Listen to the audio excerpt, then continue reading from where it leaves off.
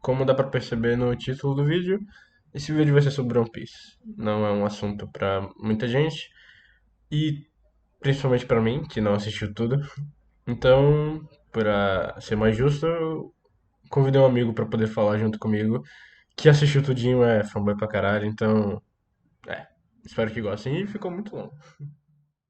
Foda. Em relação ao enredo de One Piece, quando a pessoa lê, assim, a primeira vez que ela se depara com o início do plot da série inteira, ela realmente não acha que é muita coisa. Apesar de eu já ter achado, mas eu sou fanboy, então não conta. Basicamente, fala da história de um pirata muito foda, Gold Roger, que conseguiu tudo no mundo. Conseguiu poder, conseguiu fama, conseguiu riqueza, conseguiu tudo que qualquer pessoa poderia desejar. E esse pirata foi executado, e antes de ser executado ele revelou onde é que está a origem de tudo que ele tem, dando início à grande era dos piratas, que abalou todo mundo de One Piece de uma forma geral. Não é. Ele disse que deixou tudo que ele tinha num lugar. Exatamente. Ele falou a origem de tudo que disse que ele conseguiu, que foi o One Piece que estava lá no caso. Mas se você parar pra pensar, o One Piece não é dele, porque ele achou lá. Mas a que ponto foi revelado que One Piece não é dele? Porque pode ter sido só tudo que ele acumulou durante a viagem. Foi revelado no ponto que ele viajou até a Raftel porque ele sabia que tinha algo lá. E assim que ele chegou lá, ele descobriu isso e se tornou o Rei dos Piratas. Ou seja, não era algo que estava com ele.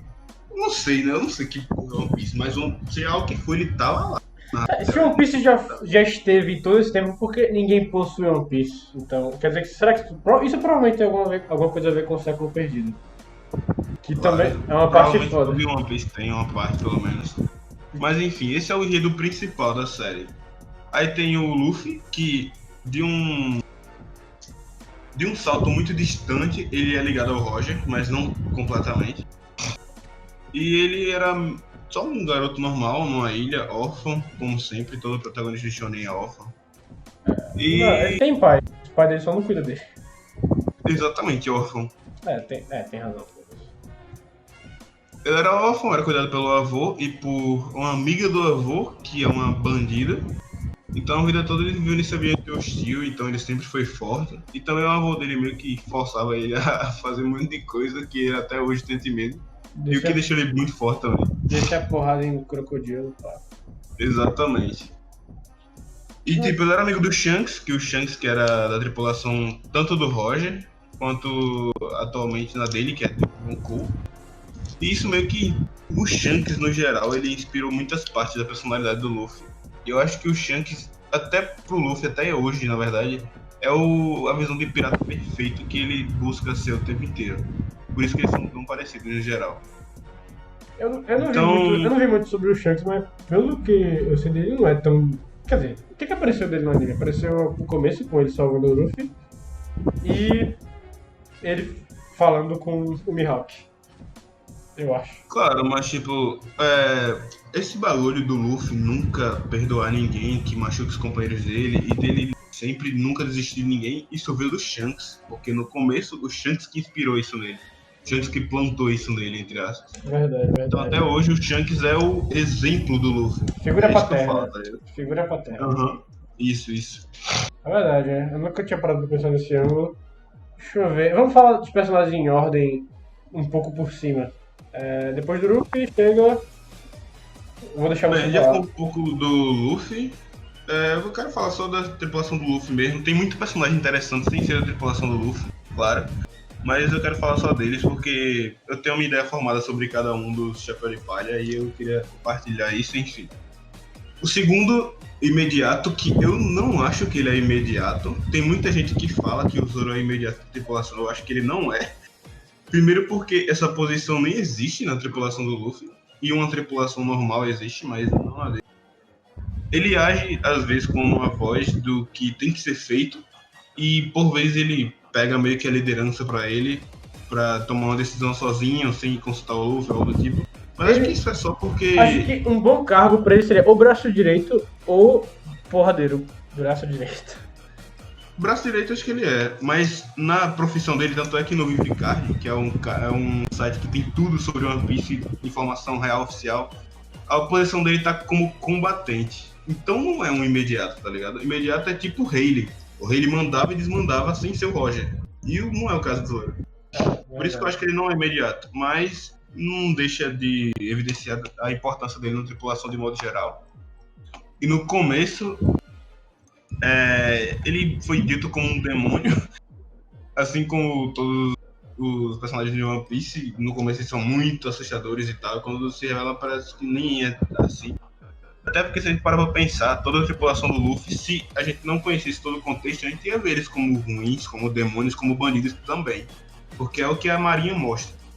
Que, por sinal, falando do enredo, a Marinha era pra ser a parte boa da história, só que a gente vê mais pra frente que não é bem assim.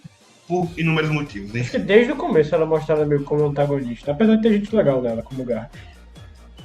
Tem muita gente boa e era pra ela ser a parte boa da história, só que por vários motivos ela não é, e motivos cabíveis e reais, muito, muito reais.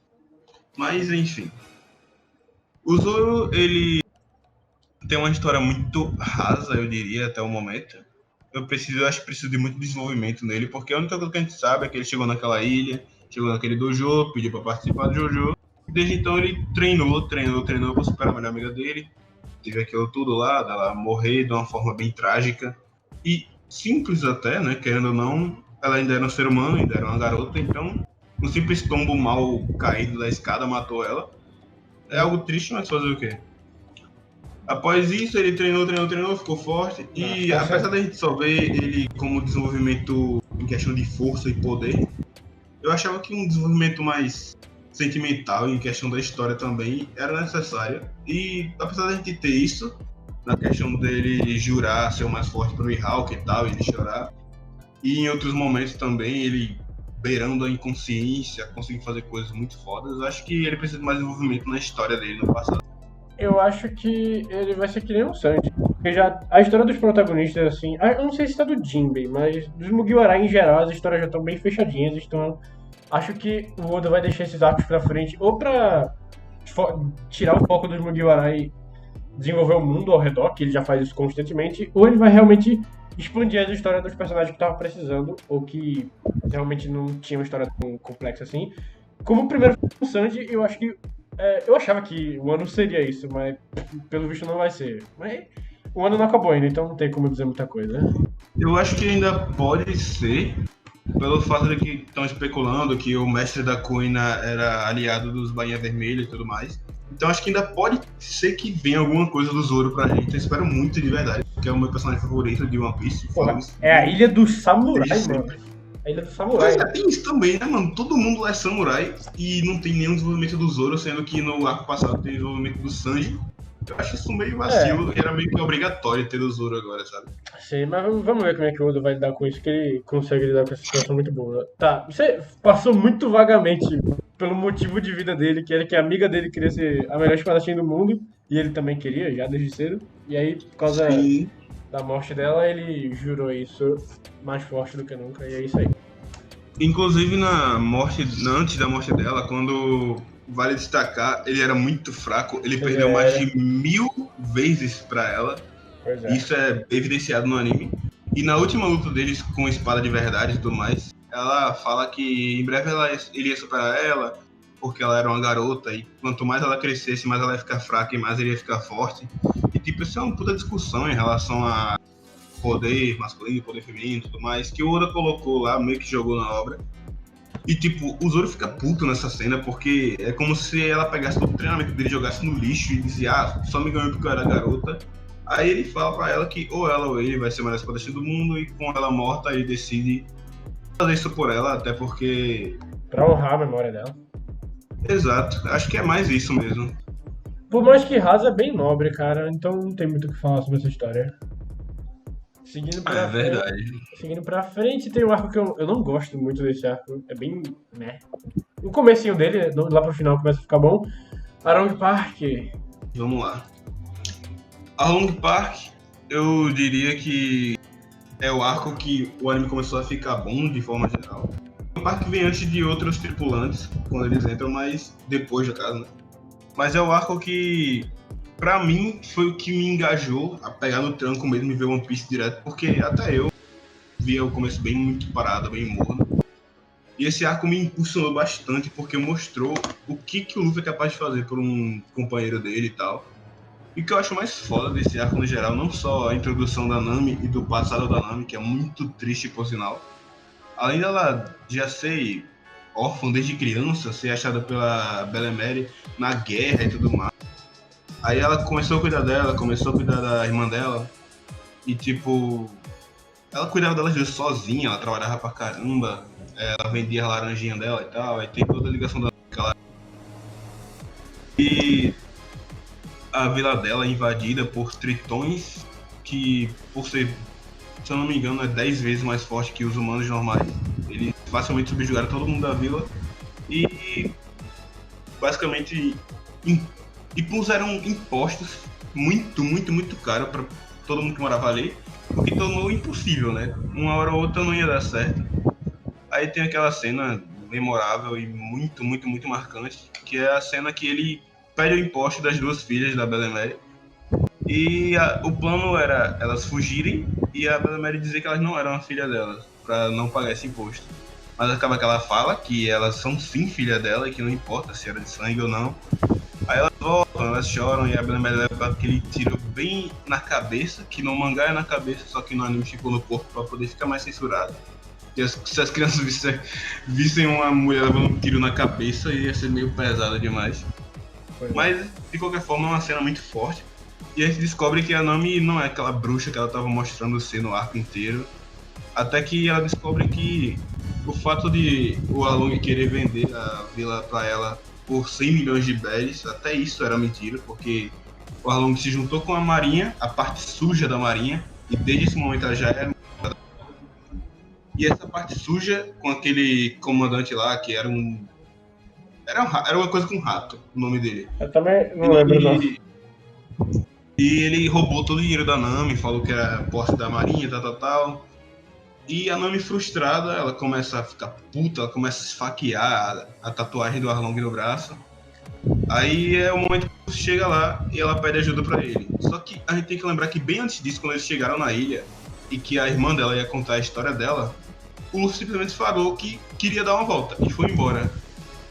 Aí você pensa, pô, é algo tão simples, mas se a gente parar pra pensar, o Luffy não sabe de nada do passado dela. Ele não sabe o que ela sofreu, ele não sabe de nada. Ou seja, ele cagou pro passado dela, ele cagou pro passado dela, é triste. Ele só ajudou ela porque ela é amiga dele. Apenas por isso. Apesar de ter vacilado. Apesar de ter vacilado. Claro, pra caramba, mas tipo, ele não sabe de nada. E mesmo assim ele ajudou com toda a força de vontade dele. Sim, Aí tem aquela cena muito foda da caminhada para Long Park, ele, o Sandy, o Zoro e o Sop. E é o primeiro arcozinho que tem cada um lutando contra o seu inimigo específico. Pera, putz, é Tem verdade, né? algumas O Sanji já tava na tripulação, esqueci dele. Ah, foda-se. Sim, é o que eu falei. Esse arco vem bem depois de muitos tripulantes já ter entrado, mas como o nome tecnicamente é a terceira da tripulação, eu achei melhor falar logo. É, uma boa. Aí acontece aquela cena toda, e uma cena muito boa é quando o Luffy ele entra no da Nami, o quarto de cartógrafa dela, e ele entrou lá com a porrada do Arlong, e ele vê todos os mapas que ela fez e tal, e ele pergunta o que é aquilo, aí o Arlong fala que aqueles são todos os mapas que ela fez pra ele, e que, querendo ou não, mesmo o Luffy querendo levar ele embora, ela tinha uma vida feliz e tudo mais. Aí o Luffy olha pro Sam e vê uma caneta com sangue. Aí ele pega essa caneta e mostra pra ele e fala, o que é isso? Aí ele fala, é uma caneta, tá sendo inventada e tal, porque ela fazia trabalhar demais, não sei o que, e só aquela caneta foi suficiente pra poder ele saber tudo que ela passou. Aí ele começa a destruir o quarto, o Arlong começa a atacar ele, mas foda-se, ele destrói o quarto inteiro. Ele destrói Arlong Park inteira junto do Arlong. Sim. E no final ele grita pra Nami que ela é companheira dele. E ela chora, e quem tá assistindo chora também, se não chorou, mentiu. Apesar desse arco. Então, como eu disse, esse arco começo. É um arco que começa a engajar mais o anime. O começo dele é levemente maçante, mas realmente quando começa a porrada em Arangue Park e by the way, o Zoro já tá fudido pra caralho a partir dessa parte. Ele já chega em Arangue É Park. É algo que vale lembrar também, porque até o Arlong se impressionou como um homem comum estava vivo com a ferida daquela. Sim, Mas pois isso aí é. é o que eu vou falar depois. Tá bom, então. Aí então Arong Park é tocante, todo final de arco quase todo final de arco é tocante pra caralho. O mínimo que seja. Próximo integrante, O cozinheiro. Sop. Ah, tô, tô me. O Sop, ele morava, se eu não me engano. Tá, eu não vou lembrar o nome exato da vila, Syrup mas enfim. Village. Syrup Village. Sirup, é a Vila Sirup. Ele morava nessa vila e sempre morou por lá. Ele é filho de um pirata muito famoso, por sinal. Yasop. Só que Yasop, sim, ele é do bando do Shanks e O o pai único dele ruivo. abandonou ele pra poder virar pirata e tudo mais. E acabou que ele ficou com a mãe dele. E desde criança ele mentia pra mãe dele, porque a mãe dele tava muito doente, e ele queria que ela acreditasse que ia ficar tudo bem, só que ele mesmo sabia que ela ia ficar tudo bem. E é muito triste, a mãe dele morre. E desde então ele sai contando mentira pra todo mundo da vila, que piratas estão chegando e tudo mais. Só que acho que isso é mais uma forma dele se conectar com todo mundo, porque apesar de todo mundo achar isso uma merda e ir atrás dele, perseguir ele com panela e tudo mais, a gente vê que no final do arco, quando ele não vai, o povo sente falta dele, aparece um monte de criança falando, será que ele vem hoje, será que não vem? O povo até se arrepende de ter sido duro com ele, porque querendo ou não, ele é daquela vila, o povo gosta dele. E nessa. É uma relação meu amor de ódio, mas as pessoas sentem a falta dele. Ele preenche um Sim, espaço. exato, exato, isso é muito bom. Nessa ilha não tem muita coisa, na verdade. No começo ele é apresentado como alguém que não tem característica nenhuma de pirata, alguém que é covarde, alguém que mente, alguém que corre.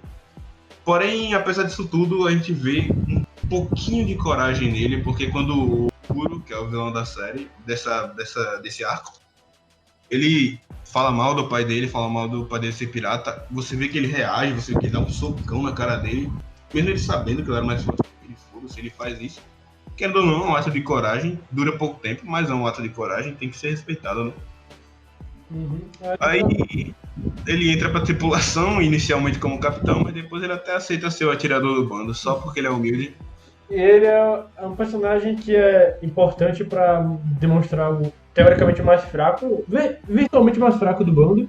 E como você disse várias vezes, que ele é o humano no meio dos gigantes, que representa nós assistindo o anime. Que, cara, se o Kaido tivesse na minha frente, não teria merda dentro do meu corpo, teria só fora de tão grande que meu cu ia abrir.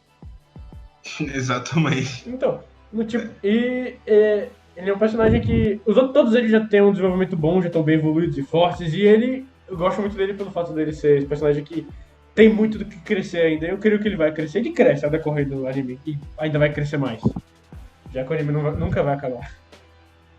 Com certeza ele cresce, porque querendo ou não tem que desenvolver, mas a questão que ele mais sofre, acho que é mais interna mesmo.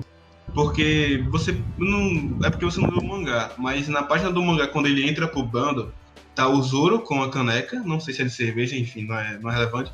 Tá o Zoro com a caneca, o Luffy com a caneca, a Nami tá com a caneca e ele tá com duas canecas. Parece algo bobo, mas isso o Oda quer mostrar que dois integrantes entraram pro bando, ele e o Mary. E ele sempre foi muito apegado ao Mary. É verdade! É quando o Mary entra! Sim, com certeza. Nossa, é verdade. O único anime que faz você chorar pra barco. Pois é. Eu tinha esquecido disso. E É importante. a gente tem que lembrar que ele não só é apegado ao Mary por ter sido dada pela antiga amiga dele e tal. Antiga não, pela amiga dele. Mas também é pelo fato de o Mary, no futuro, ele ter sido abandonado porque ela era fraca. E Sim. ele meio que se identificava diretamente com o Mary e tal. E por isso que acontece aquilo tudo. Mas no geral, acho que as questões internas dele são mais o jeito a se superar. Sim, Porque sim. em muitos momentos a gente vê que ele, pega uma coragem e tal, aí ele ataca o inimigo, aí porque o inimigo manda um discurso ele fica com medo, mas a gente viu que ele atacou, a gente viu que foi efetivo. Mas é só o medo dele que atrapalha as coisas deles. Isso fica muito evidente em Dressrosa, por exemplo. Ele é um personagem que tem potencial pra caralho, mas realmente os conflitos não são de força, de poder, é mais de sentimentos e aprender a lidar com eles. Isso é bom, é bom. Acho que isso faz ele ser único no time, no grupo, e... você esqueceu de falar da motivação. O Luffy quer ser Rei dos Piratas, o Sop quer ser um E a Corajoso. motivação é muito boa, porque, diferente de todos os amigos dele, ele não quer ser o melhor atirador do mundo, não quer ser o mais forte de todos. Ele só quer Ser o melhor superar, dele. ele só quer ser corajoso, quer ser um bravo guerreiro do mar. Ele quer se superar. Exatamente, ele quer ser a melhor versão de si mesmo. Isso é muito bom, é muito Urbano. humanizado, é muito bonito de forma geral. Eu acho isso maravilhoso. Verdade. A Nami quer fazer mapa mundi, né? A Nami quer mapear o mundo todo, porque ela sempre quis fazer isso desde que era criança. Isso é Então, é muito sonho. Tanto é que tem a cena deles quando eles entram na grande linha, que eles sobem aquelas cachoeiras lá no zona pra cima. Aí eles botam um baú no meio e cada um coloca o pezinho lá e eles falam seu sonho. A Luffy fala que quer ser rei dos piratas, o Zoro fala que vai ser o melhor espadachim do mundo, aí a Nami fala que vai fazer um mapa mundi. Aí você percebe que ele hesita um pouco em falar. Sim. Porque há tantos sonhos gigantes, ele só quer ser um bravo guerreiro do mar, mas mesmo hesitando, Ele coloca o pé. profere o seu sonho lá e fala que vai realizar aquilo. É uma bela cena. Detalhezinhos pequenos que é muito bom. É uma bela cena e direto pro próximo integrante do Mugiwara. Cozinheiro? Cozinheiro, sim. Sanji da Perna Negra. Desde o início ele já é apresentado como um personagem badass pra caramba. Ele já desce a porrada Primeira no cena. Primeira Exatamente. Cena. Ele já fala que uma das piores maneiras de morrer no mar é desafiando o cozinheiro do mar. Isso é muito foda, muito badass e tal. Verdade. E junto do Luffy e do Zoro, ele é o famoso trio monstro, né? Porque, querendo ou não, eles sempre enfrentam os três mais fortes, tanto por serem fortes fisicamente, quanto em questão de nível, de posição, eles serem equiparados. Eles são a linha de frente do grupo. Sim, com certeza. E o Sanji, ele, na minha opinião, pelo menos, ele é a pessoa mais gentil de toda a tripulação. Só depois do Luffy, claro. Em alguns momentos ainda, porque tem um momento que o Luffy não é tão gentil assim. Verdade. Mas o Sanji, ele é naturalmente gentil e eu acho isso muito da hora. Gentleman. Ele é um gentleman. Sim.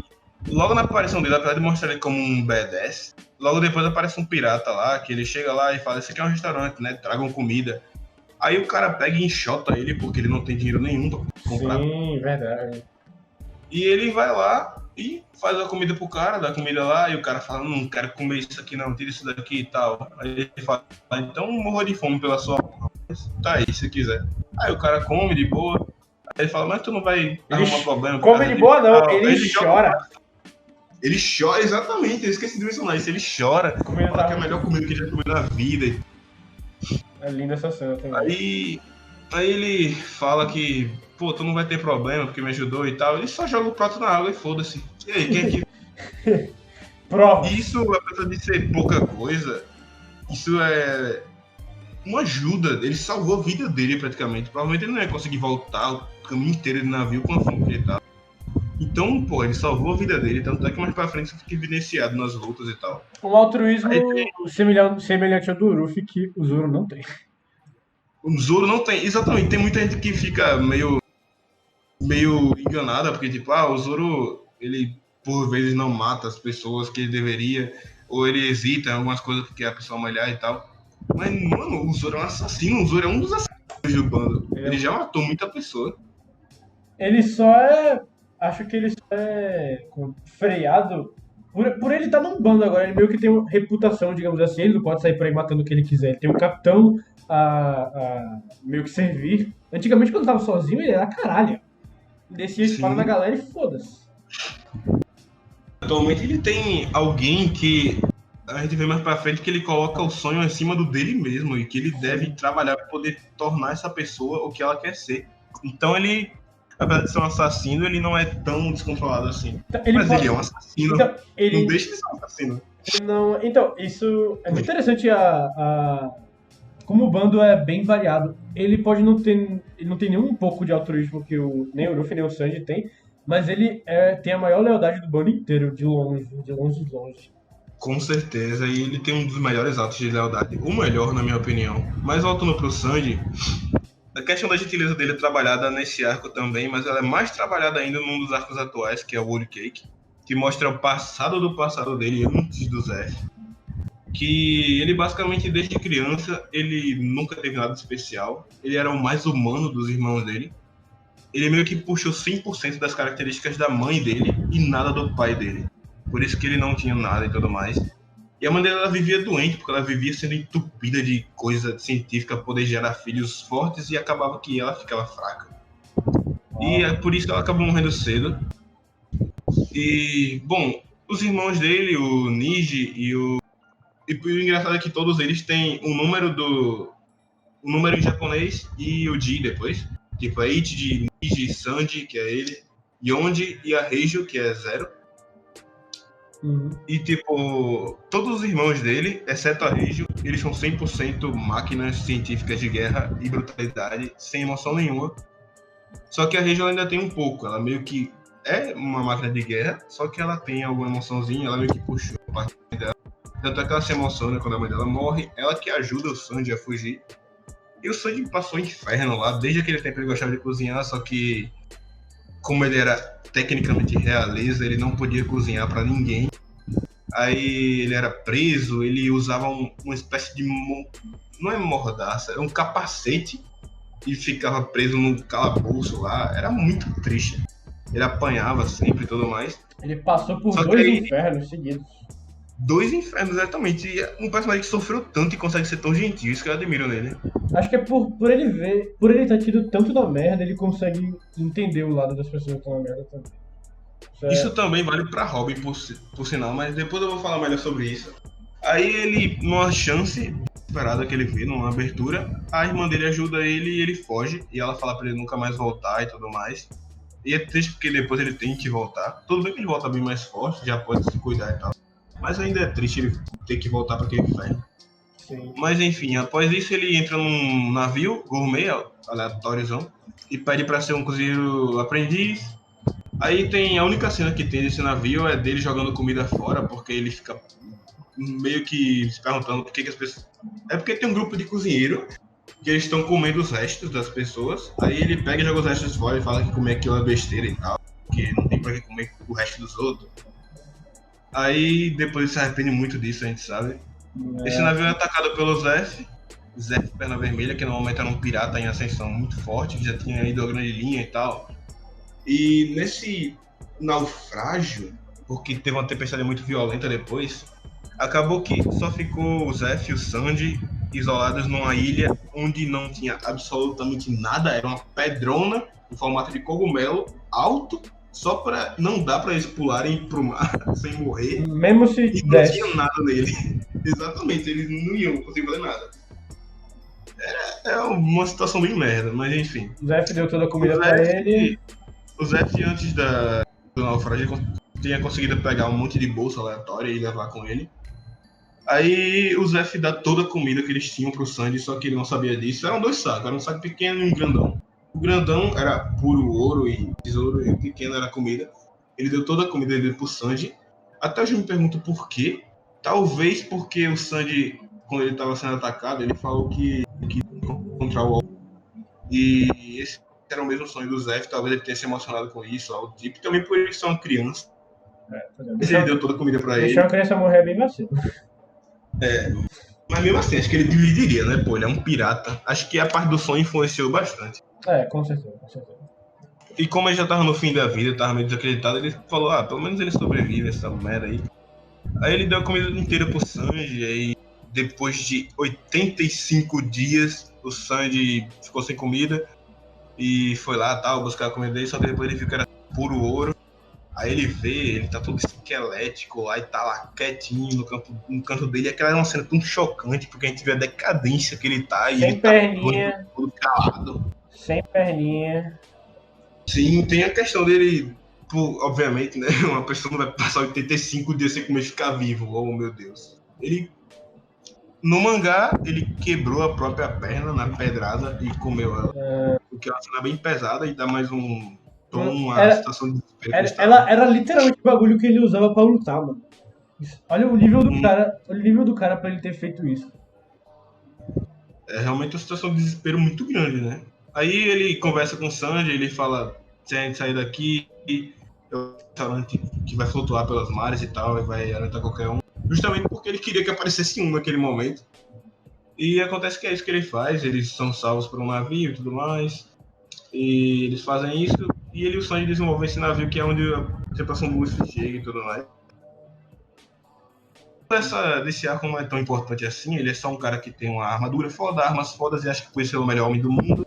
E o Zef realça que a lança mais forte é a lança interior do Luffy e tal, e tem aquele discurso sobre o Luffy ser mais forte que ele, porque ele é mais determinado que ele, mas o Luffy é mais forte que ele. Passando pro próximo, nós Tem a temos... ceninha do Mihawk, pô. A ceninha do Mihawk é importante. Verdade, né? O Mihawk, ele tava nesse arco no geral porque ele tinha acabado de derrubar a frota inteira do Don Krieg, que queria atravessar a Grand Line. Tava longe de casa, hein, menino? Tava longe de casa. Ele tinha derrubado a frota inteira do Don Krieg, que é o cara da armadura e tal, todo contra o Luffy. E lá, o Zoro resolve desafiar ele pra um duelo, claro, ele quer ser o melhor espadachim do mundo, o melhor espadachim do mundo está ali, então automaticamente ele foi pra lá. Eles duelaram, o Zoro não teve a menor chance, o Mihawk brincou com ele, Na época não dava pra ver, mas hoje dá pra ver a besteira que ele fez e como ele realmente beirou a morte.